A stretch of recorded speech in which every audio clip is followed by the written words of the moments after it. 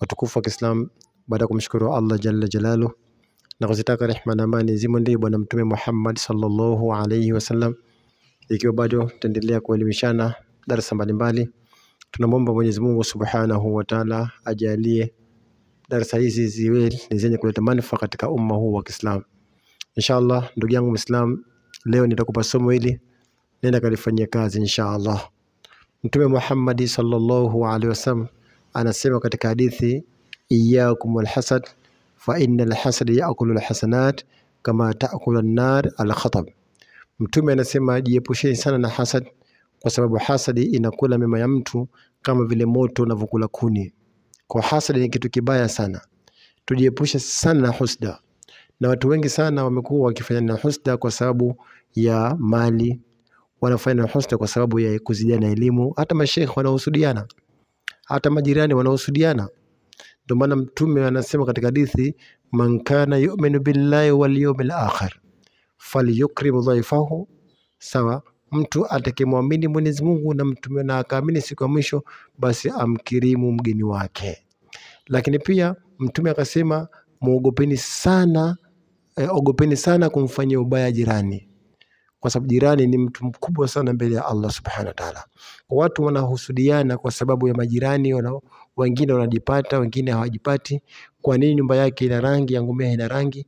Kwa nini kanunua gari, kanunua Vespa mpya, kanunua pikipiki mpya, yangu mimi sina? Wanahusudiana. Hasadi zipo za kila aina, makazini huko, maofisini kuna hasad. Lakini Allah anasema kwenye Qur'ani, wa in tasbiru wa tattaqu, mkiwa na subra na mkimcha Allah subhanahu wa ta'ala, la yaghurrukum qaiduhum shay'an, hayatakudhuruni vitimi vyenu na kitu chochote. Inna Allah bima ya'maluna muhit, Mwenyezi Mungu anajua yale yote yaliyokuzungukeni. Kwa hasadi zipo, husda zipo nyingi sana, na watu wanafanya na husda mara nyingi sana, na Mwenyezi Mungu tumuombe sana atulinde na hasadi. Kwa inshallah, soma suratul Falaq, qul a'udhu birabbil falaq, soma mara 7.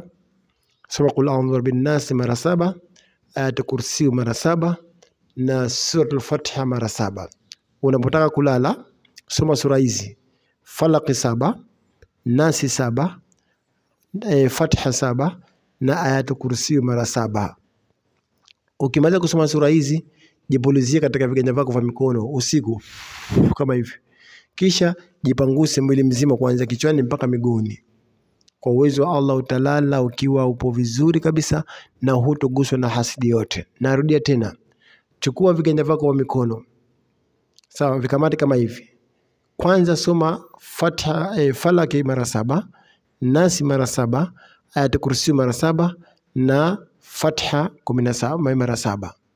Ukisha soma sura hizi 7, Fatiha 7, Falaq 7, Nasi 7, ayatul kursi mara 7, kisha jipulizie kwenye viganja vya mikono kama hivi.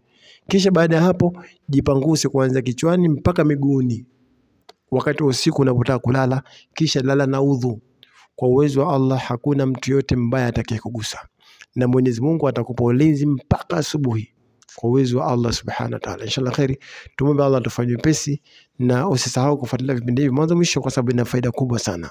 Wassalamu alaikum wa rahmatullahi wa barakatuh.